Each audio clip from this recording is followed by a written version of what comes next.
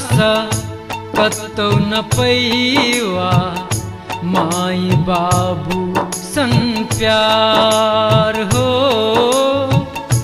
दुनिया में खोजला सा कतौ न पैवा माई बाबू सन प्यार।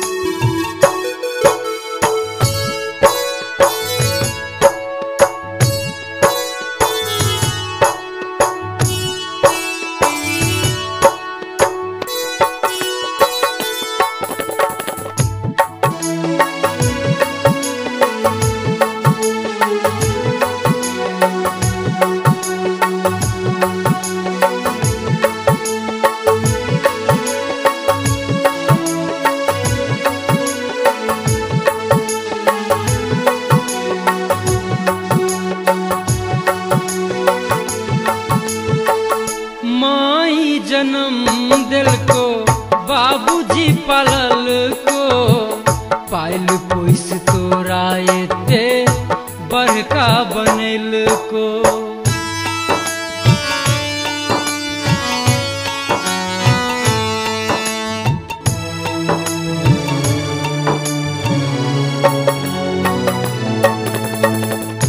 माई जन्म दिल को बाबूजी पालल को पाइल पोस तोरा एते बड़का बनल को। हृदय से उनका करिहा तो आदर नहीं करिहा इनकार हो। दुनिया में खोजला सा कतौ न पैवा माई बाबू सन प्यार।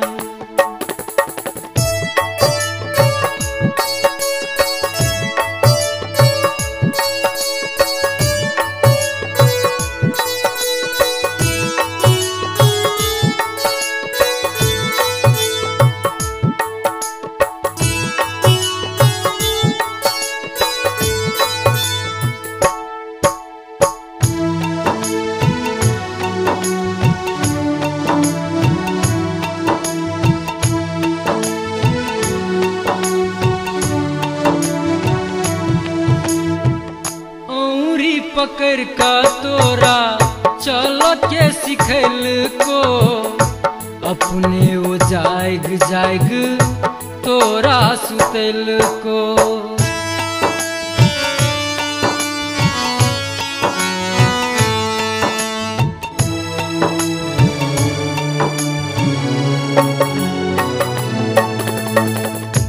औरी पकड़ का तोरा चलो के सिखल को अपने वो जाएग जाएग तोरा सुतल को। औरी पगनते गनते जिंदगी बीत जई तो एतेक अछि हुनक उपकार हो। दुनिया में खोजला सा कतौ न पैवा माई बाबू सन प्यार।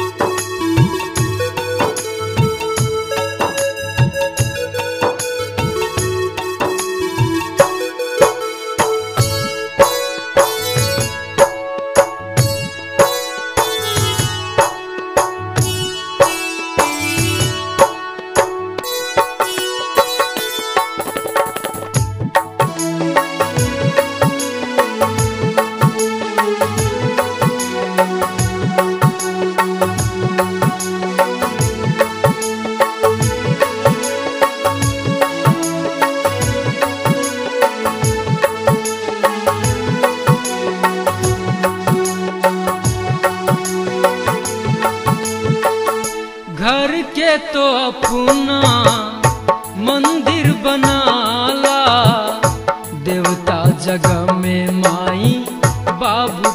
बैसाला।